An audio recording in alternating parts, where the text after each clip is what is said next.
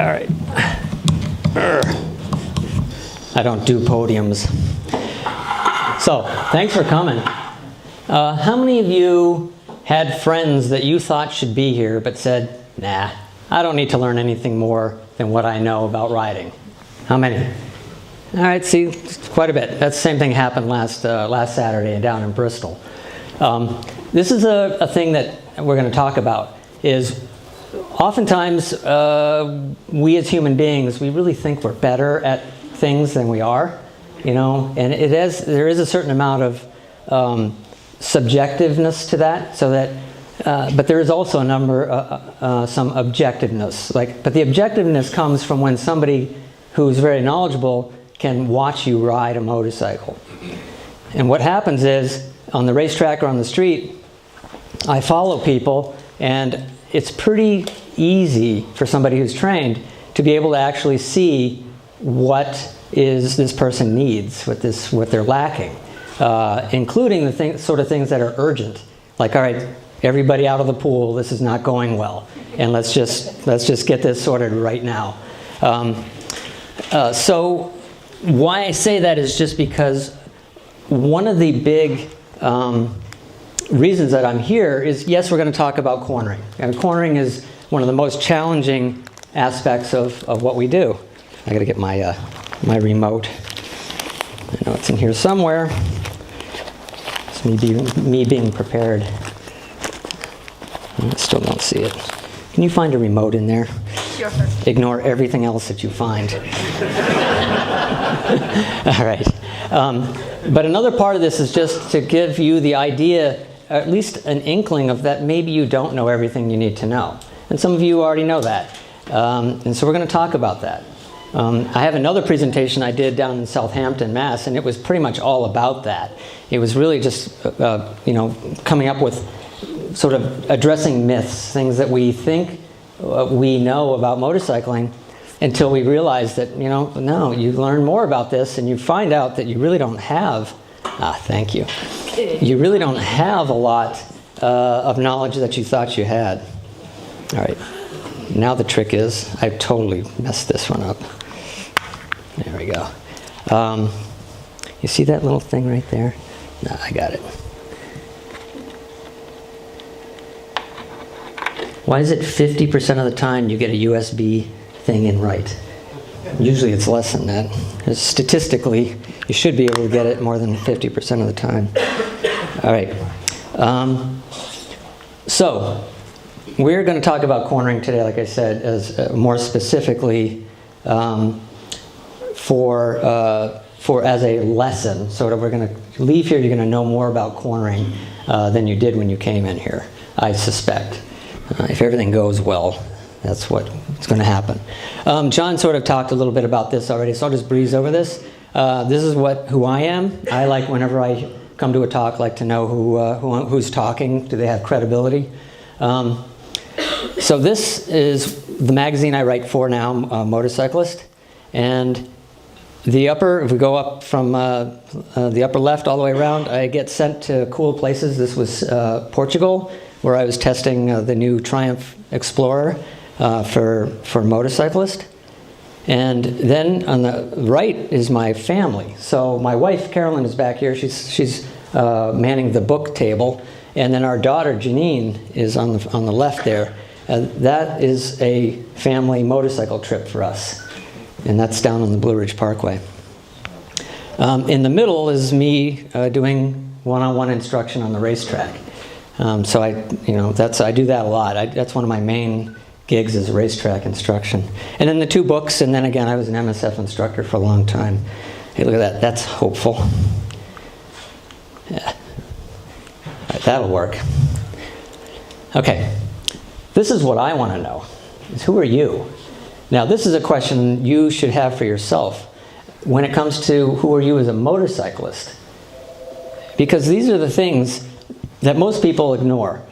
Once they learn to ride a motorcycle, like they'll take the MSF course, and then they will sort of figure it out the rest of the way, and then they'll ride for a year, and pretty much people think that they've got all the knowledge they really need at that point. And they start to ignore other underlying factors, and these are some of those factors, like perception of your skill and risk, which I touched on a little bit earlier. Another thing about like close calls. You know, do you have close calls? If so, that's not normal. Close calls are not an acceptable, normal way of riding a motorcycle. You're doing something wrong if you're experiencing a lot of close calls. Your attitude towards safety. Everybody has a different attitude towards safety. That's something that some people will jump out of perfectly good airplanes, and other people are like, what, are you crazy? But then you would go and like scuba dive. You know, so we all have a different perception of what's safe and what's not. Same thing with like, I get a lot of this with motorcycle riders. Oh, I don't ride on the highway. Well, the highway is actually statistically the safest place you could ride. Or here's a big one. I'm not going on the racetrack. I don't want to get myself killed. The safest, absolute safest place to ride a motorcycle is on a racetrack, because of so many factors are that you have to deal with out on the street are just taken out of the equation. You know, a little bit of sand on the road, they shut everything down, they go out there with a little broom and clean it up. My DPW doesn't do that, my works department. So other things that you need to look at is your level of risk tolerance. Is just how much risk, and that goes back to that idea that, yeah, you'll jump out of an airplane, but you won't like ride on the highway. Your experience, we're going to talk a bit about experience, I'll put that in air quotes. And then your beliefs and biases, we all have those, and those have been coming out even more in the media and with the politics, but we have them in motorcycling as well. So I want everybody to really seriously look at these things and just ask yourself, how would you answer that if I had never met you before? And tell me, and tell yourself, you know, how do you manage this stuff? Do you call yourself somebody who is, you know, a risk-adverse person? It's sort of like investing in the stock market. When they tell you, well, where should I put my money? Well, first thing you ask is, how much risk are you willing to accept? So that's the basis of what we do, because let's face it, how many here would think it's news to them that riding a motorcycle can be risky? You know, duh. What's the first time the first thing you heard when you told your parent that I'm getting a motorcycle? It wasn't like, oh goody, thank God. You know, it's like, no, they're like, first thing they imagine is the worst. And you know, to be honest with you, they've got a point to it, because it is risky. But do you have to crash? Is there that whole sort of thought about there are two types of riders, those who have crashed and those who are about to or haven't yet? There is, again, some truth to stereotypes like that, and that's one of those things. But I choose not to. Now, how I choose not to be that person that falls is I am pretty particular about how I ride a motorcycle, and that all comes back to these attitudes. Now, I'm not a safety Nazi. There's nothing like that. I do 150 miles an hour on a racetrack and drag my knee at 100 miles an hour. That's perfectly acceptable to me. But not if I wasn't trained. Not if I didn't know what I was doing. That would be kind of silly.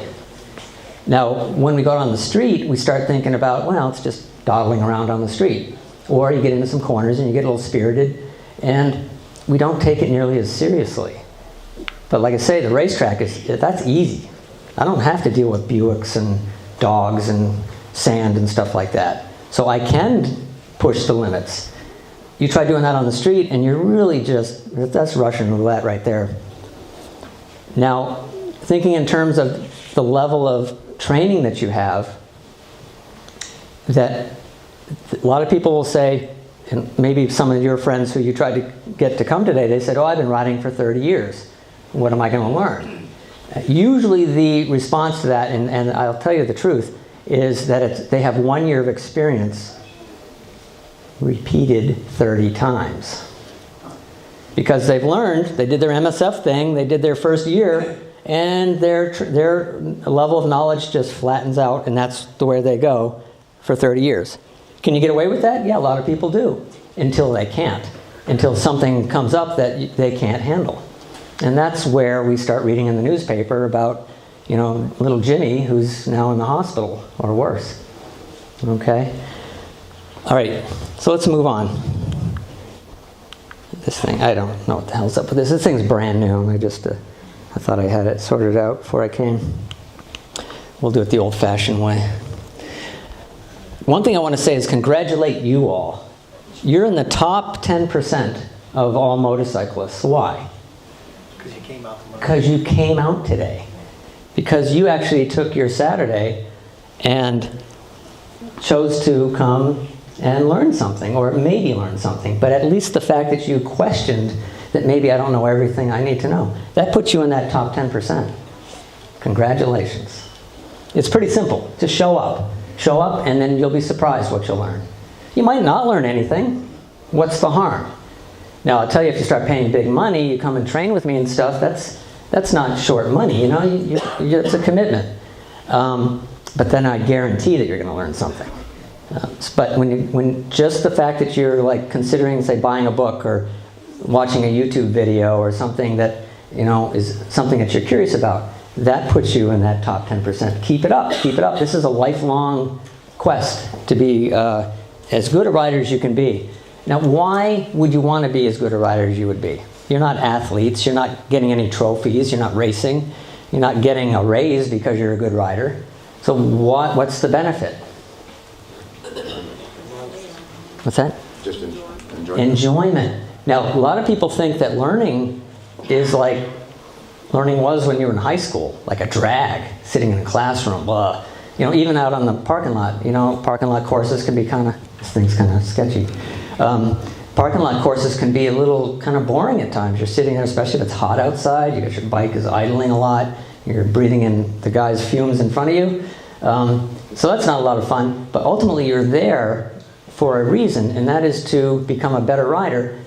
Yes, for safety, absolutely, that's going to happen.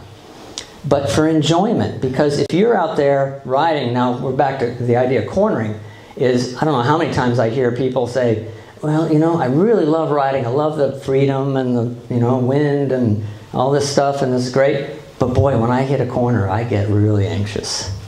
Well, geez, that must not be very much fun, right? That's the most fun part of riding for many people, and so that is why we're focusing on cornering today. But it's going to make riding more fun. So training is the way you get there. Now you can do it many different ways. You can do it formally, you know, through a course here. With me, you can do it whatever. You can do it on your own. Reading books, by the way, even though I have 2 books, reading does not make you a better rider. It makes you a better reader. But applying what you've read and known, that's going to make you a better rider. All right, so that's really key. It's not a passive thing. This is an active thing that we're involved with. All right, cornering. Yes, baby. Fun and challenging. This, by the way, is the non-sport bike track day, which I'll be talking about later. Come onto the racetrack with whatever you got, and you get to ride without all the distractions of street riding and with instructors there at your disposal. All right, is this a true statement? All right, what do you think, what sort of percentage you look at would be fatalities are related to poor cornering? 60. 40, 60. Okay, good. You're about in the ballpark. It's actually, this is a statistic from 2014, 42%. Now we're talking single vehicle crashes. That means it's just the bike and the rider. That's it. No jerk who turned left in front of you, no distracted teen on her cell phone. It's you and the corner in your motorcycle, and you couldn't meet the challenge. Okay? Failure to negotiate a corner. This is why this is so important. Because then you have to ask yourself, well, why do people crash in corners? And here's my sort of general list. Too fast entry speed, everybody will say that first. Why'd you crash? Well, they'll oftentimes blame anything but themselves. But when you ask a little further, usually it's like, I guess I was going in a little too fast. And then the next question is, too fast for what? Or for who? You know, clearly for you, but maybe it was too fast for the motorcycle. You know, maybe it was too fast for the environment. The inability to turn. I mean physically, the inability to get the motorcycle to go from upright to in a condition where it now goes around a corner. So some people really lack that certainly the knowledge of it, and which isn't uncommon at all, but actually they fight the natural dynamics of a motorcycle without even knowing it, and they wonder why they can't get around the corner. Poor cornering path. This is a cornering line issue. We're going to talk about these things in detail. Poor throttle control, getting in there and then whacking the throttle, which then relates to poor traction management. Poor visual skills is huge, huge. Without being able to see what you're about to encounter, how can you manage it? Without knowing the risk and seeing it, how are you able to even begin to manage that risk? So vision is huge. On the racetrack, it doesn't matter. I'm always working with people with their vision. Questionable judgment. Now this is the one that I can't teach judgment. I've tried. It just doesn't work. I follow up later and it's like they're doing the same stupid shit they did before. I try. But I can help with all the other stuff, so I kind of concentrate on that. But that's got to be your job right there, the judgment part. It just has to be, and that's where we come back to that original slide of who are you? When I get a lot of questions from mothers who say, Ken, you're a motorcycle instructor. Little Jimmy wants to ride a motorcycle. What should I do? I'm really, torn by this. I don't want to hold him back, but I'm afraid for his life. And what do you think I ask first? Anything? How would you respond if somebody came up to you and asked you that? Are you ready? Okay. And that would be how would she know that? How would you know that? Do you trust his judgment? Right. How's little Jimmy's grades? Does he do his chores? Is his judgment well? Does he climb trees and fall out of trees a lot? Does he touch wood stoves? Believe me, these are the things that you have to ask. Including like how are his grades? Does he, like all these things? It's like our daughter Janine, she was the most level-headed kid. She's an only child, so she was the most mature child that I really could imagine. And so we didn't ultimately have that hurdle to go over because she was already a strong candidate for a rider who was going to be really good. However, when she turned 15 and a half, I sat her down and said, do you really want to do this? Just because Mom and I do this and because this has been part of our life since you were basically a baby, do you really want to do this? And she says, yeah, I want to do this, because if you don't want to do this and you're not 100% committed, I don't want you there. So, and you have to ask yourself that, because if you get into a crash, who's taking care of you? It's not you. You're being selfish if you're not actually being the best rider you can be. But I got to come back to, it's more fun. Yes, you're going to be safe, but it will make riding more fun. That is the carrot. That's the golden ring. Okay. Whoa. So we talked about a little bit about this. And the inaccurate skill perception. This is huge, because again, our perception of our risk, which is what we'll talk about next, but our skills. This guy here, why did he crash? Why do you think he might have crashed? We don't know, but what do you think? Too fast. Okay, too fast. Again, I would come back to, for what? For either his ability or for the motorcycle, because he ran out of ground clearance. Because of the environment. So there's three limits I just talked about. The bike's limits, the environment's limits, and the rider's limits. He exceeded all of them to some degree. Could I have saved that? Maybe not. Not at this point. But I wouldn't have gotten myself in that position to begin with. So even though you create or you build your skills to a superhero level, the best riders never use those levels. They train to them, they keep them sharp, but they never need them. Follow me? Train to what you absolutely would be the most worst scenario, and then never need it, but keep it sharp. All right? So this thing here, this is a little low for you guys in the back. You can't, I'll read it for you. But there's an actual, this is science, folks, the Dunning-Kruger effect. A cognitive bias, this is brain, cognitive bias, in which unskilled persons have the illusion of superior skill and fail to adequately assess their level of incompetence. Now what happens here, this has all been studied, the more you know, the more likely you are to rank your skill and your ability lower than it actually is. When you don't know anything, you tend to rank it higher, way higher than it actually is. Now, Carolyn and I just came across this little statistic that's really fascinating. When asked what percentage of, when asked people who think they're better than average drivers in Sweden and in America. In Sweden, it was 63% said they were better than average. Now, you know, average is 50%, give or take whatever you can measure it. What do you think the Americans said? You know where I'm going with this. 93.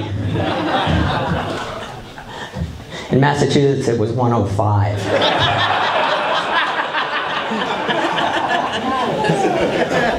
Yeah. I know. We get a bad rap, but sometimes rightly so. Okay, so you are not immune to this. Don't think you are. You are not immune to this. This is actually a human trait we are born with. Now, I remember talking to my mom when I was, starting my career, sat down with her and says, you know what? I was like 21 years old. I was like, at this rate, I will be the CEO of the company I work for. As I got to know things better, I was realizing I'm never going to be a CEO of nothing. Because the more you know, the more you sort of grow up and the more you start to realize and have experience, the more your perceptions are more accurate because you have that knowledge of what goes on in the world, what it takes to be a CEO, and also about yourself. You learn a lot about yourself as you get older.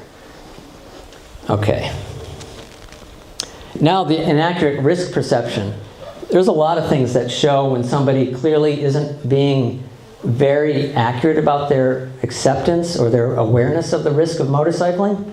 And I'm going to go through a few of those things. Anybody want to throw one out there, though? Somebody that you just go, well, this guy is like, he doesn't have any clue, guy or gal, who really has no clue as to just how risky, how likely they are to end up in a hospital. Okay, how about riding with no helmet? Well, the people in flip-flops. Flip-flops. Okay, so riding gear, that's actually a whole category. Is somebody who goes out in flip-flops and shorts and a tank top and no helmet, they're not necessarily accepting the reality of a simple tip-over. Remember Gary Busey? I mean, he ended up in some deep brain crap because just of falling over and hitting a curb. He didn't have a helmet on. So it can happen. Now, does it happen? No, let's be realistic. I'm not like saying this is reefer madness where like, oh my God, you get on a motorcycle, you're gonna die. You're just gonna, every time you press the thumb, it's just gonna be mayhem, balls of flames of fire and brimstone. No. I understand that, but you have to, again, remember what I said? You train and you dress for the worst scenario.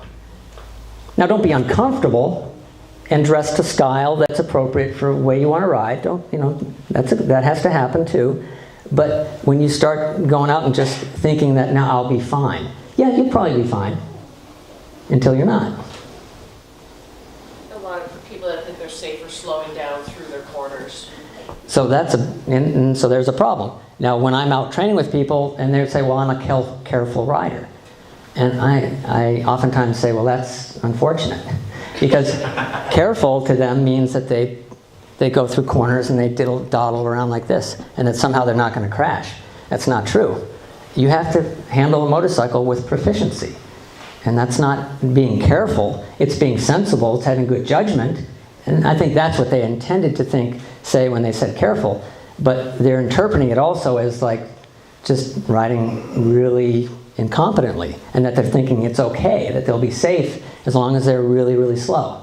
or avoid highways, or all the other myths that are in their biases that they have in their head. Again, that's where, well, I got you figured out. If I ride behind you on a motorcycle. That's why I never get anybody to ride with me. Yeah, let's go for a ride. No, I don't want to go around.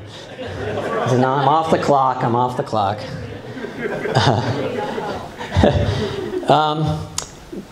This right here, the absence of a crash does not mean you're safe. Again, you're dodging bullets. That thing before, what I mentioned about close calls, oftentimes people, they just write them off. They're like, it happens. It's just part of riding a motorcycle.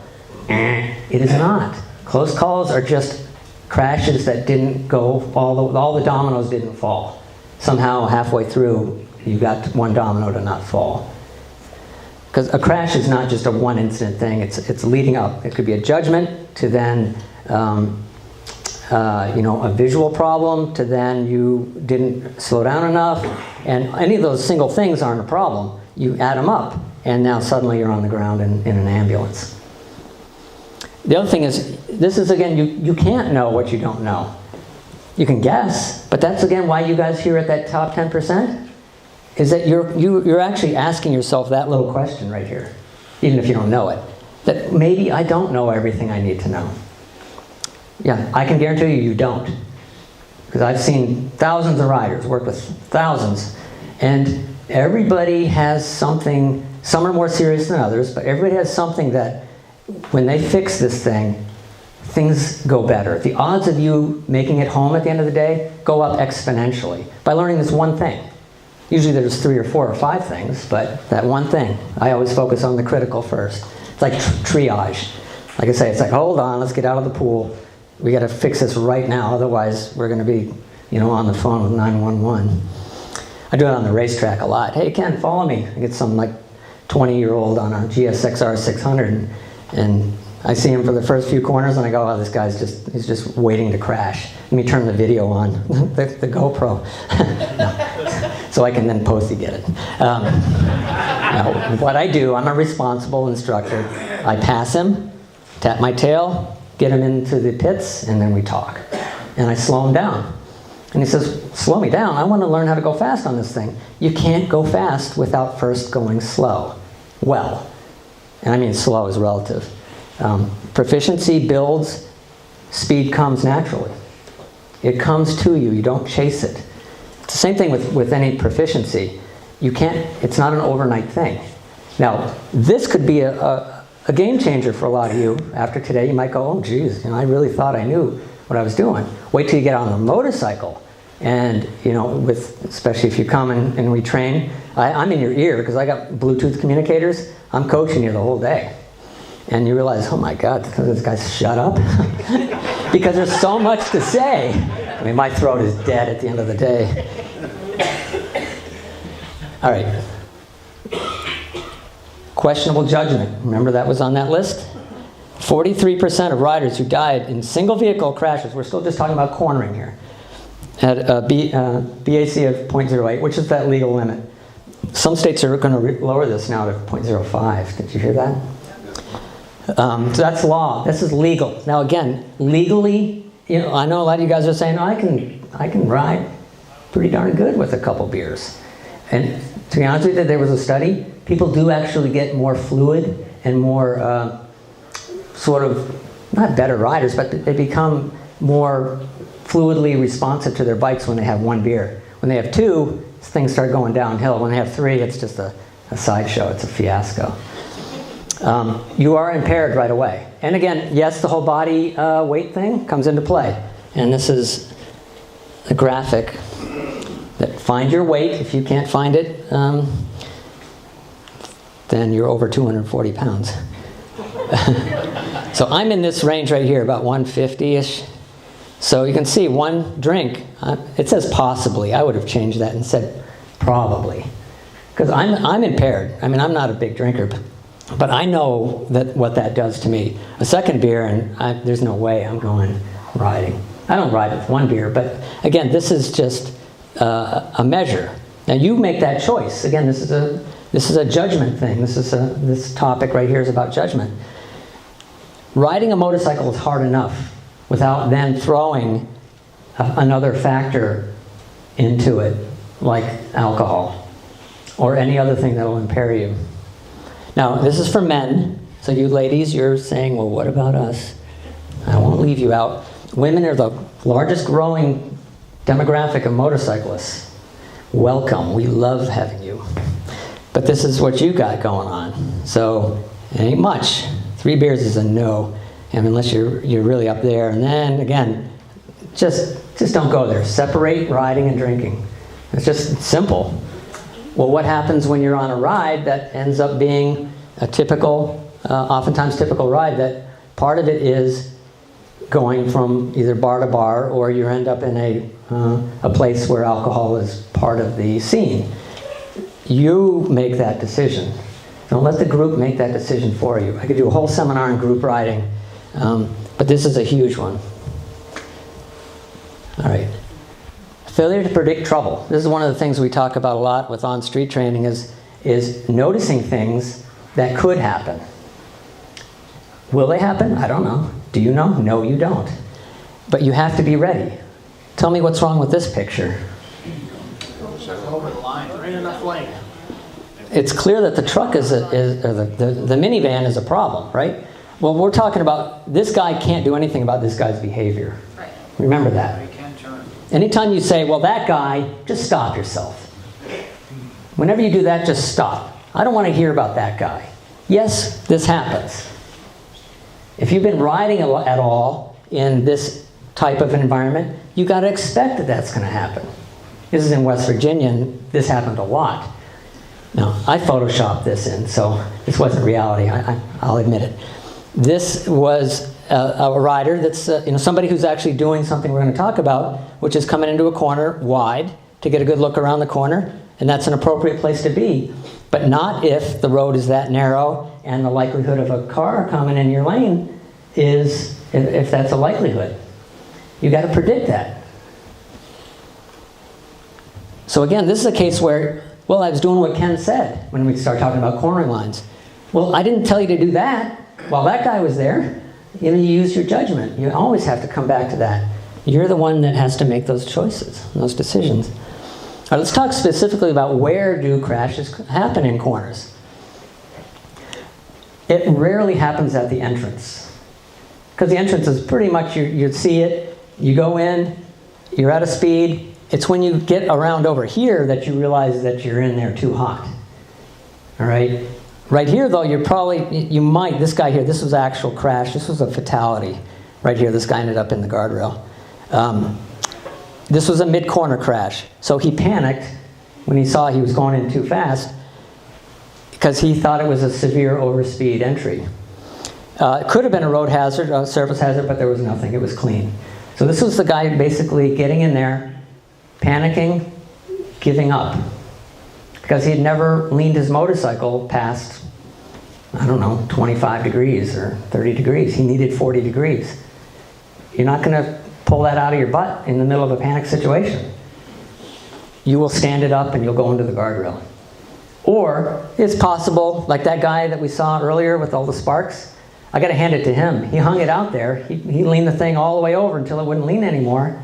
That's impressive. I don't think this guy did that, because otherwise he would have crashed around the corner.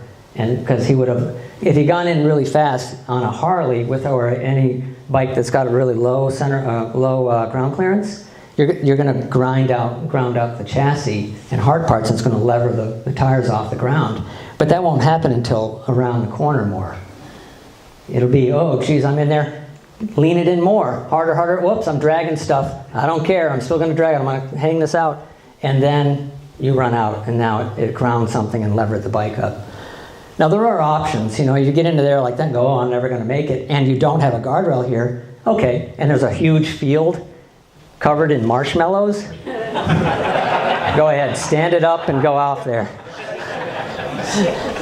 Because I have seen that too, is people hang it in there when it's like, you were never going to make that corner. You should have stood it up and just braked, which is a whole other conversation, a technique about braking in corners. Not talking about trail braking, I'm talking about emergency corner braking. We'll talk about trail braking though. So typically it's mid-corner, but more times than not it's the exit. Because again, the entrance, no big deal. Mid-corner is when you go, That's when you get that little bit of a panic. And then everything, when you panic, what happens to all your muscles? Your sphincter goes. Everything gets tight. Does a motorcycle like when you have tight muscles and stuff? No. It needs you to be fluid. And that's at a point where you're not going to do it. You're going to panic. And you're going to, the bike will not turn at that point because you're not fluid. You may you chop the throttle, you grab the brakes, you're upsetting everything. The chassis is now, and the tires are squirming, begging for mercy, and you're just killing it here. That's just purely from panic. And so that's why then the panic then turns into a crash that's typically around the corner. Now this is other things about why this could have happened. This is more of a why. Is poor cornering line, like coming in. We're going to talk about this more. Insufficient lean for speed, just didn't know how to get the bike leaned, or more importantly, we'll talk about is they hit their lean angle limit, their personal lean angle limit. Poor throttle control could have it. Got on the gas, said, "Hey, I did that awesome. Ken would have loved that," and then whack the throttle and then kick the rear end out in high side. Adding throttle while increasing lean. That's a bad idea because when you lean, your tires are using a bunch of traction, and when you give up the gas, it's using a bunch of traction. You combine both, you could easily exceed the traction of the tires, the rear tire particularly. So if you do this, most times than not, people go into that corner, they come around here and they go, "Oh geez, I'm in a little fast. I have to lean more," and they're like, "Okay, I got this," and they're still leaning though, and they're increasing their lean angle, and then they get on the gas, and that's when they lose the rear and high side. We see that on the racetrack all the time. Okay. Any questions about this? Any additional things that I could be adding to this slide? No? So how do you get through these corners? How do you do it? How do you do it? Tell me, Ken, how do I get through these corners without crashing and being a statistic and having more fun? Well, you start with a cornering plan. Everybody has one. This is one of these things about, tell me your strategy about getting through traffic. Everybody has one. You know, you pretend, you imagine that they don't see you. You always make sure that, you know, you're in their mirror. Those are strategies. For a corner, you have to have strategies as well. And it starts with a cornering plan. Every corner has these facets, these components. First, it starts off, it's the approach. Now, what do you do at the approach of a corner? Look ahead. Evaluate it. You're looking for what? Yeah, where are you going? Is it going to the left, to the right? What else? Hazards. Okay, see if there's any hazards in here. Notice how far you want to be looking. Now, here's also, because of what you just mentioned about here is, where does the corner go? How tight is the corner? Is there anything I need to avoid? That's what's going to tell you how much you need to slow down. But you need to know that way back here. Like this guy's actually almost at the entry of the turn. But you look so far ahead that you actually can predict the future. Remember that we talked about? I've seen this movie before. And you can actually, there are times when you see that this corner, this is a gentle corner, suddenly it disappears and you don't actually know what's around that corner. So you have to adjust way back here. You can't do it here. That's too late. That bell got rung. You can't unring it. So when you approach it, that's what you're looking for. You're looking and evaluating just how tight that turn is going to be, how slow you need to go into that turn. I could go in at 50 miles an hour. You might need 30 miles an hour. It's purely personal. It also relates to the bike. You know, if you've got a Harley, I'm on a GSXR, you know, the bike will do it much easier. So I might not have to slow down so much. So now we're at the entry of the turn. This is where we now do our actions. We actually slow down. We might downshift. We continue on. We looking well ahead. Also over here we want to be setting up our line, which we'll talk about more. But the best line to get you the best view around the corner. Then this area here is the apex. It's the innermost part of the turn. Some people call it the middle of the turn. It's fine. Because oftentimes people just ride in the middle of the lane. So the apex is actually the innermost part of the turn. And it's used like the racer line. When you go outside toward the inside and then exit toward the outside, it sort of opens up the turn. But that's the apex location. At this point, you need to be starting to be on the gas. All right. If you trail brake, which we'll talk about, that's a point where you'll be off the brakes fully. and on the gas. This is also the point where you should be really, ideally, you would be at your maximum lean angle. That you're not leaning more past the apex. And then finally the exit. And the exit we accelerate out of. Every corner you want to accelerate out of the corner. That doesn't mean go fast. It just means you want to exit the turn faster than you went in. If you inverse that, you're doing it wrong. It means you're panicking. You're going to a corner at 40, freaking out, ending up at 35 and ending up at 30, and then you get on the straightaway and then you whack the throttle. That's the worst technique ever. And it shows a anxiety about cornering. So enter slower than you exit. Again, it can be 5 miles an hour, it can be 2 miles an hour. It doesn't have to be much, but always when you enter slower than you exit, you are in command of the corner. It means you hit it right. The Stay and Safe curriculum that I modeled my weekend courses after has a term called slow in, out with a grin. Okay, again, how do we do it? So how do we manage actual corners? Let's break it down.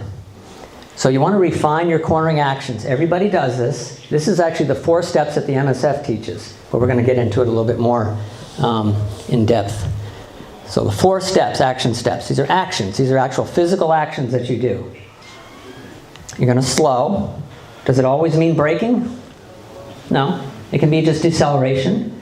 If you use a downshift engine braking to slow, think of that as just for scrubbing off 2 or 3 miles an hour. It should not be scrubbing off any more than 3, 4, 5 miles an hour. Anything more than that, you know, use the brakes.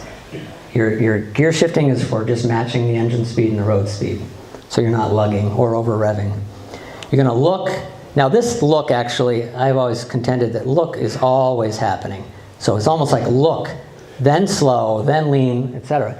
But what they're trying to do here is talk about just the corner. So when you slow before the corner, you look through the turn, not only to see what potential hazards might be there, but also for visual direction control. We tend to go where we look.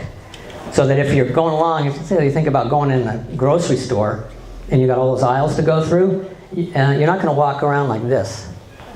But a lot of people ride like this, as opposed to right? So that's fluid. Your eyes are telling your motorcycle, your body, your muscles, your mind, that that's where you want to go, and then that's where the bike will more likely go. It's not magic, because I can certainly do this. So it involves other things than just looking, but I'll tell you that most people, when they get in a panic situation, where do they look?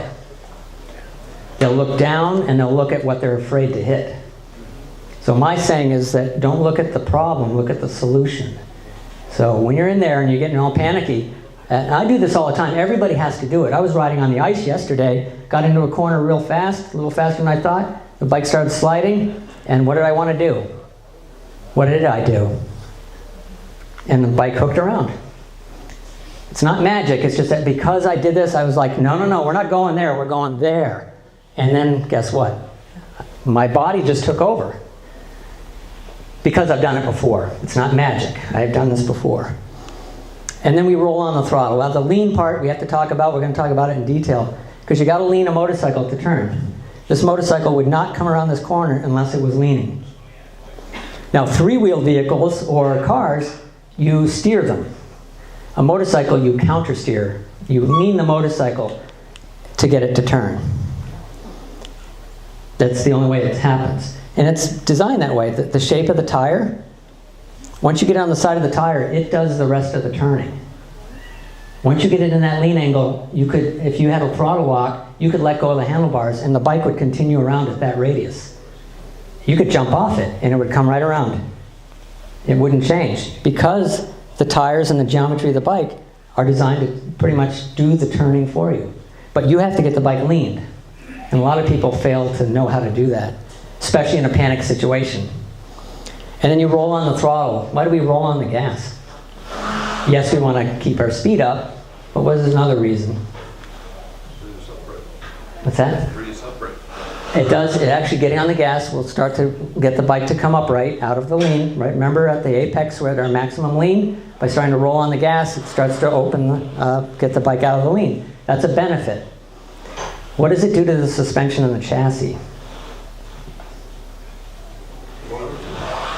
So if I were to go through a corner just decelerating all the way around the corner, think about the load that's going on. You're just decelerating. Where's the load happening? So, yeah. When you accelerate it, it brings it. Right.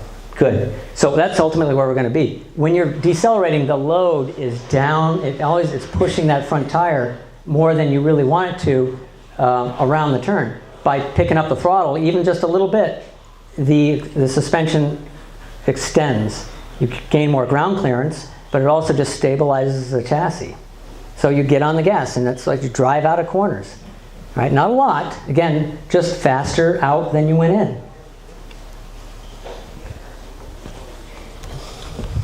All right, this is obviously the first part. We talked a bit about it. When you adjust speed, you don't always have to use the brakes, but you always have to evaluate how fast you can get into this turn. So you always do the slow step, but you don't necessarily have to brake or even downshift. You may not even have to roll off the throttle, but that is the proper technique, is to roll off the throttle even just a little bit so that you go into the corners slower than you come out. If you go in at the same speed, you're going to have to actually go out even faster to do it correctly. Let's say this corner here is a 45-mile-an-hour corner. I come into it, go into it 45 miles an hour. Okay, but Ken says I need to be on the gas all the way around here. You know, with some positive throttle, doesn't have to be a lot, but I'm going to be at faster than 45 miles an hour. So just decelerate here to 40 miles an hour. And then over this course of the corner, gain back that 5 miles per hour. Done. Good job.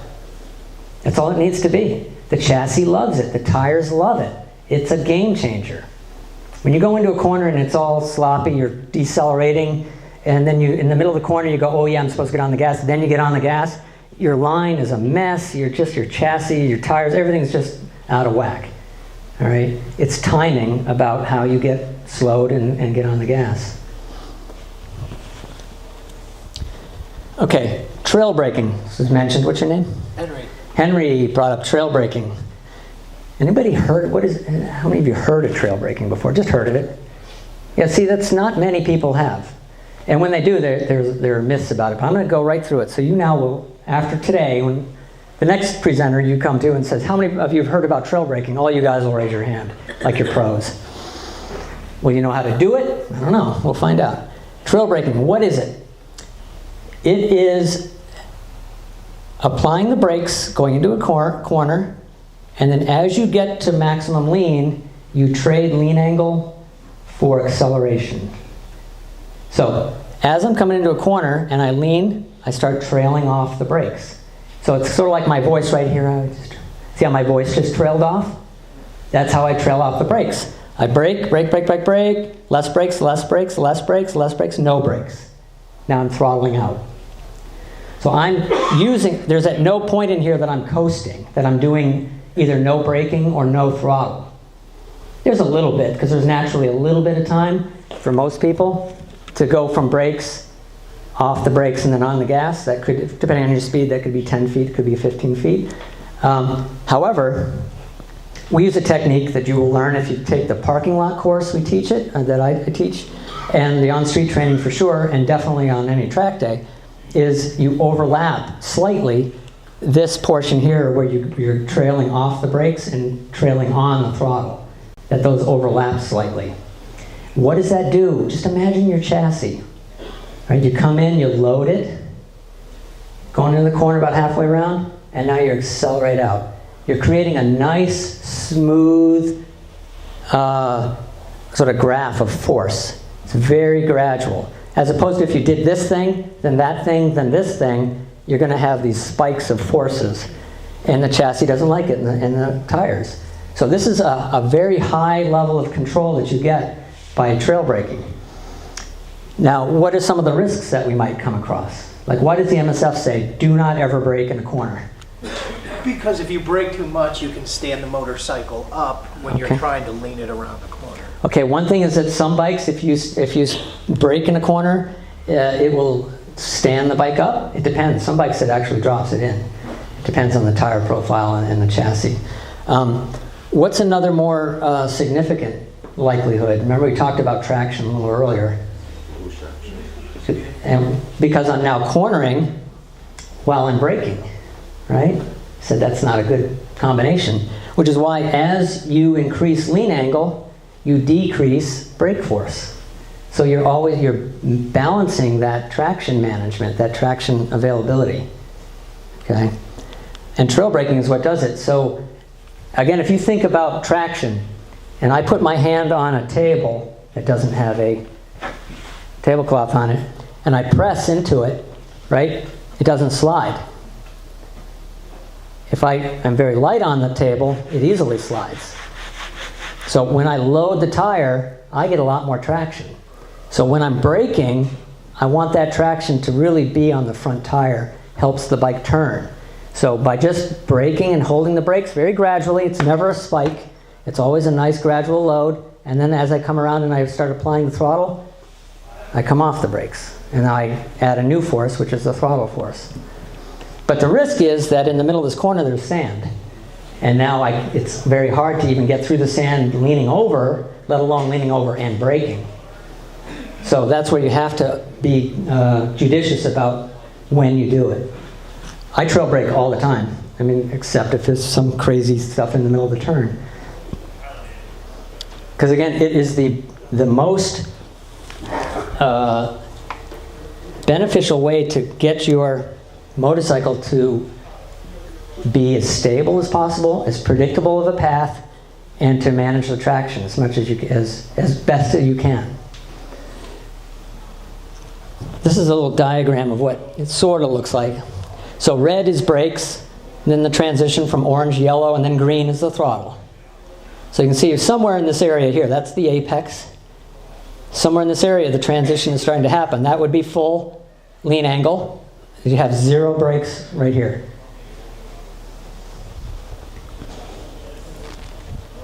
Now, a few things you have to watch out for is that you lean over the inside of a turn. So if you're going to trail brake into here, you do have to be careful about, just where, the environment, the limits of the environment. We're going to talk a little bit more about that.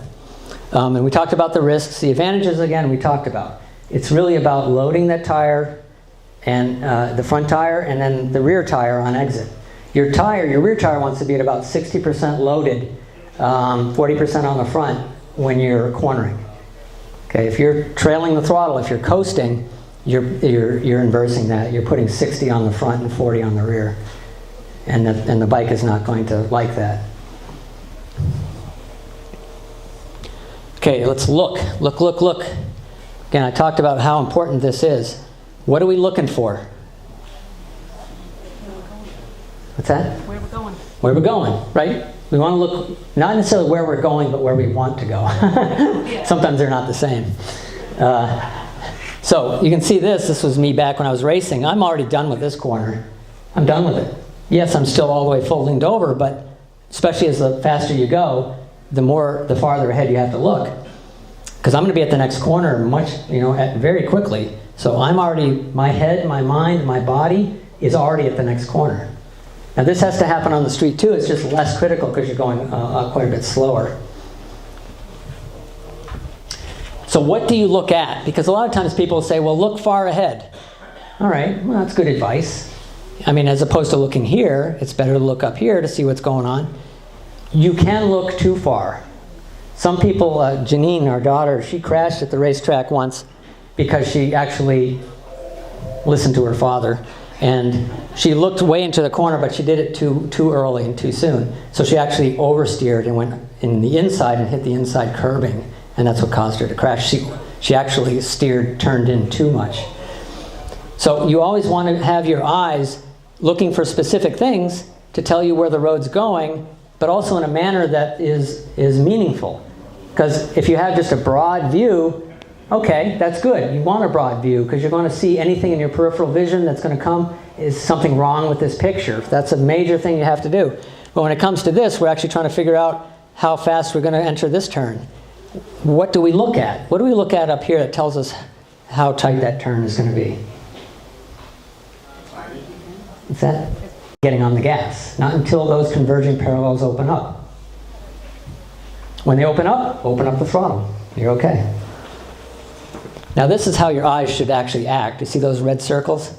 Boom, boom, boom. I call that ratcheting your eyes. So, because you're always looking and then going to where you're looking, and then looking and then going to where you're looking, looking, going to where you're looking.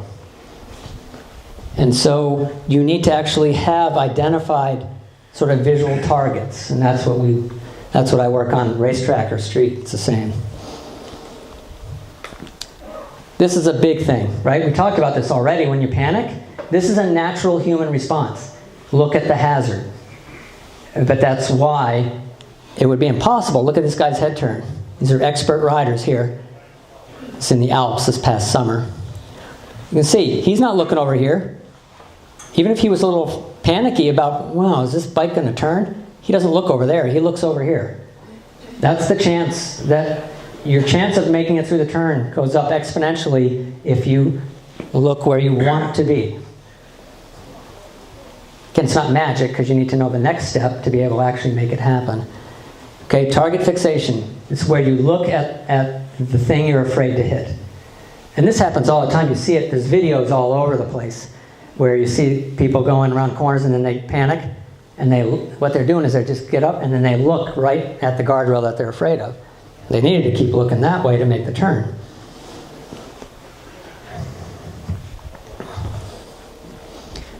Okay, let's talk about initiating lean. Now again, all the visual skill in the world is not going to get your motorcycle to actually go from upright to leaned. What does? What was that? Weight distribution. Okay, I weigh 150 pounds. I get on this bike, how much do these weigh? 800 pounds. Do you think if I'm going down the road at 60 miles an hour and I leaned off as hard as I could that bike is going to turn? No. How do I do it? You do it too. What do you push? Okay, and that's countersteering. That's how you get a motorcycle to turn. I don't care how heavy you are. You could be 300 pounds. You're not going to get that 800-pound bike to do a significant lean, a meaningful lean, by just using your body position. Now, body position can aid countersteering. I'm going to talk a bit about that. But it's handlebar pressure. It's countersteering that gets the bike from upright to leaned.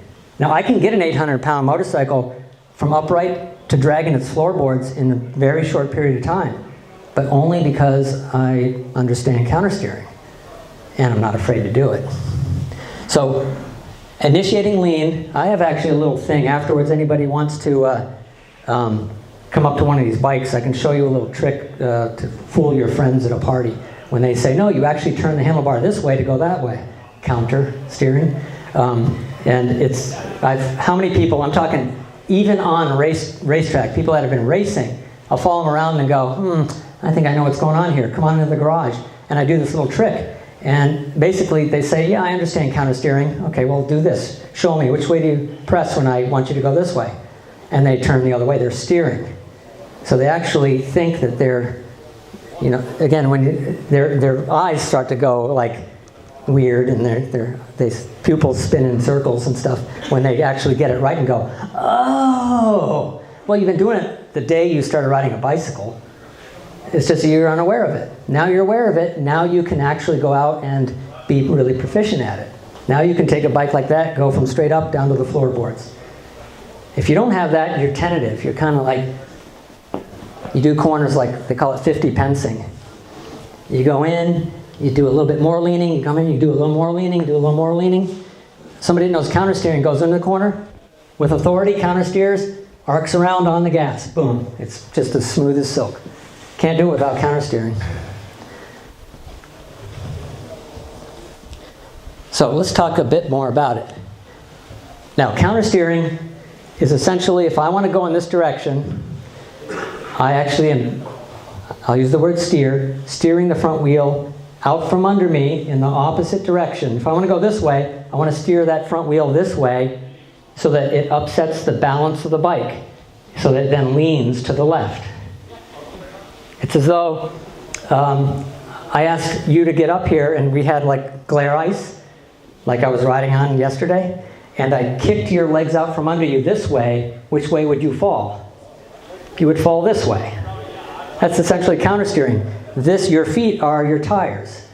Your tires get kicked out this way. The center of gravity for you is up around your chest. On the motorcycle, it's around the engine. You move that tire to this way, that center of gravity goes and reacts and goes and leans to the right, my right.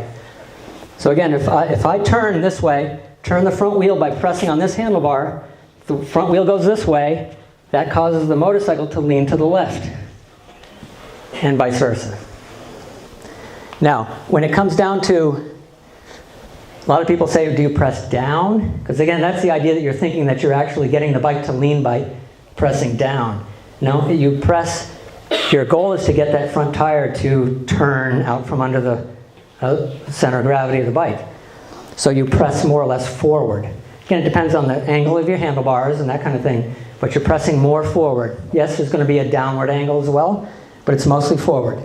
Relax your outside arm. So if I'm going this way and I want to go to the left and I press this handlebar, a lot of people press without knowing it, press with both handlebars. And then the bike doesn't, and they wonder why the bike won't turn. They bring it to the service department and they're going, my bike won't turn. It's like, well, they check the tire pressure, they check the bearings, they check everything. Bike's fine. It's the nut that's in the seat that needs tightening. Okay, again, more of a forward arm motion. Bent arms. If you're riding with your arms bent, you can't be fluid. Scoot up on the seat. Now your arms are independent of your body. Now for like a chicane, like on the racetrack, where you got a quick left-right at speed, you have to do a push-pull. So I push on this handlebar, this one, and I pull on the right one. That's power steering. So if you need to get into a corner and you're like, oh geez, I'm in there way too hot, push-pull. And the thing will just come right down onto its floorboard. Is that good? Did I answer that pretty well?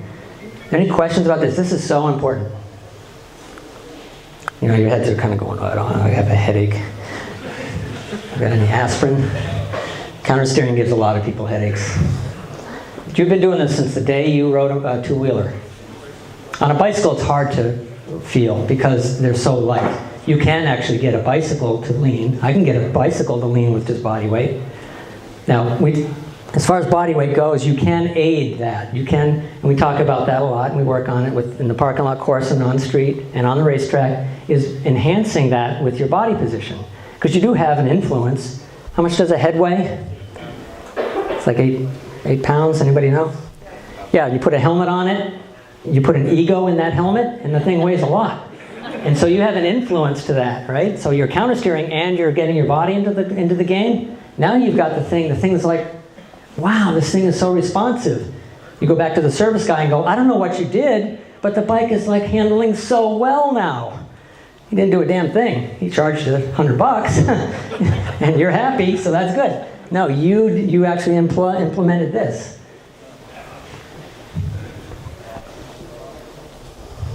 So here's the big deal here. You have to learn to expand your personal lean angle limit. And that helps you gain confidence in your tires, but everybody is born. There's a book out there called The Upper Half of the Motorcycle. I actually wrote the foreword to that. It's translated from a guy, a German. A fascinating bike. It will make your head explode. You will need 2 bottles of aspirin. But it's fascinating because one of the things he's talking about here is that human beings are born with about a 20-degree lean angle limit. That's it. You're born with that. That's what we come on this earth with. And anybody know why it would be about 20 degrees? Remember, you're cavemen. Nothing? Okay, so it's the point in which you will tip over if you're running in a circle as fast as a human really can in bare feet on a natural surface. That's about all we can do. A cheetah can do 40 degrees, but that's different. They're not humans. We can run in a circle in pretty much 20 degrees. That's about it. So we're born with that. Well, I don't know about you, but the last time I rode, I was leaning more than 20 degrees. How do I do that? Because how many of you have had a passenger on the back who's never been on a motorcycle? What's the first thing they do when you lean this way? Because you're going past their 20 degrees. They've never done this before. Now a snowboarder or somebody like that, they get it. You know, they move up, and they'll figure it out really quick. But that's what we're born with. You can't ignore that. So how do you gain your own, increase your own personal lean angle limit? Test it out in the corner. Testing it out, doing it. If you're afraid of flying, what should you do? Fly. If you're afraid of leaning, lean. When I work with people in the parking lot, and I say, have you ever dragged your floorboards? They said, no, I'm not going to do it. You're going to today. And it's not to get you to go faster. It's to get you so that you will know, you're more likely to do it when you get into that corner and the decreasing radius comes up. The turn gets tighter than you expect. Instead of being in that statistic of freaking out, panicking, and standing the bike up and going to the guardrail, you've done it before. I've done 40 degrees before. I can do it again. Down you go. If you've never done 40 degrees before, you're not going to pull that out of your butt in the middle of a panic situation. Okay? And everybody has a lean angle limit. I actually know my lean angle limit because, I don't know if you saw at the beginning of the video, I was riding a BMW S1000RR at a racetrack, and it actually has a lean angle limit, or a lean angle gauge. So I got off the bike, and I looked at it, and it's like, oh, 50 degrees to the left, and 50 degrees to the right. That's funny. Now, I'm pretty sure I've done more than that on my personal bike. This was a bike I was testing for a magazine. But that was it. It was fascinating. And I was watching the video because you could see when I left the pits, it was at 0. And I went to the pits, went to the first corner, went almost immediately to 49 degrees. Went to the next corner to the right, went almost immediately to 49 degrees. As I got the tires warmed up, next time around, 50 degrees. Next one, 50 degrees. No matter how many more laps I didn't exceed 50 degrees. So on that bike, on that day, that was my personal lean angle limit. You all have one too. You need to exceed it. Go as far over as you can. The more that you become comfortable with that lean angle, the more you're going to more likely you're going to be to save yourself. Now remember what I said earlier? Get these really awesome skills and then don't use them. But keep them sharp. Okay, finally we're on the 4th step. God, it's a long corner, isn't it? Like a 20-minute corner. So now you're going to get on the gas. We talked a bit about that, about why. It stabilizes the chassis, certainly gets you to maintain your speed. About halfway around the corner, you want to be transitioning from the brakes to the throttle, from trail braking. Here's how you're going to do it. You're going to gradually increase the throttle. So the way we oftentimes, why we want to do that is it controls the path. If you were to decelerate in the middle of the corner, the bike falls in. Or it could stand up. Again, it depends on the bike. If you chop the throttle on, it's going to also upset the path. You're going to start doing a 50 pence turn as opposed to one smooth arc. So you control your path by a gradual increase. It also manages traction. Any spikes in traction, in force, will use up traction. So if you're in the rain, if it's all wet like here, and you suddenly go, what, like that, you're going to lose traction. Remember my little thing here of the hand? All right, I press in, good traction. The tire's loaded. If I go like this, right, it's the same thing. It's physics, science. Boom, like that. That's what you're doing when you're abrupt with any of your controls. And again, on a dry, clean pavement, we get away with it all the time. Let's have a soaked corner that requires this amount of lean angle. You better be smooth, baby. Really. Same thing with on the racetrack. When I'm going around a corner at 100 miles an hour with my knee down, I can't make a mistake. There's no mistakes at that point. I got to be so smooth and so predictable that, the tires are already sort of sliding a little bit. And if I do anything, I'm gone, I'm down. So, this is a way that I think about a throttle. Right now, your throttle is like a rheostat, right? It's like a wall dimmer switch. There's no clicks. It's nice and smooth. But if you think of it as a ratchet, then you actually have some kind of mental measure of where the throttle is. And they're all personal. Your click can be as bigger than mine, doesn't matter. In the rain, my clicks are very, very fine. In dry pavement, they can be pretty coarse, okay? Because again, the traction's there. So ratchet the throttle, go click, click, click, click, click, click. As your bike stands up, click, click, click, click, click, click, click, you know? But if you're in a rain situation, you've got really sketchy kind of traction, you're not sure, just click once. As you come around the corner and the bike starts standing up, click twice. And as it stands up more, go ahead 3, 4, 5. But again, it's a mental gauge. It's very effective. Apply the throttle as soon as you can after turning in, no coasting. If you're trail braking, that will be a little bit farther before the apex, no later than the apex. But as soon as you're kind of done getting that bike turned, you want to start thinking about getting on the throttle. And then that overlapping the brake and throttle technique, we call that the throttle. It's a control you didn't even know you had on your motorcycle. And how we do that is usually we teach it with 2 fingers on the brake, 2 fingers on the brake, and as I'm braking and I'm trailing off by straightening my fingers, and before I'm completely off the brakes, I'm actually giving 2%, 3% of throttle. I'm at about 2 or 3% of brakes while I'm at 2 or 3% of throttle. And that's what makes that load just as smooth as silk.